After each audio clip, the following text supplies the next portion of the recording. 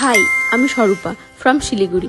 আমি একজন makeup artist, আর মেকআপের সাথে সাথে আমার ব্লগ বানাতেও খুব ভালো লাগে, কারণ এই ব্লগের মাধ্যমেই একমাত্র আমাদের জীবনে নানা রকম ঘটে যাওয়া জিনিস আমরা তোমাদের সাথে চাইলে শেয়ার করতে পারি। তো এটা ছিল তেমনই একটা ঘটনা। আমি যাচ্ছিলাম আমার ফ্যামিলির সাথে শিলিগুড়ি থেকে ফালাকাটা, আর যাব হচ্ছে আমরা বাসে। সেজন্য আমরা ঘন্টা ধরে বাসের জন্য ওয়েট করছিলাম, কিন্তু সেদিন যেহেতু রামনবমী ছিল, রাস্তায় কোনো বাসই আসছিল মানে না, বাস আসছিল কিন্তু আমরা যেখানে যাব সেখানে যাওয়ার বাস কিন্তু একটাও আসছিল না।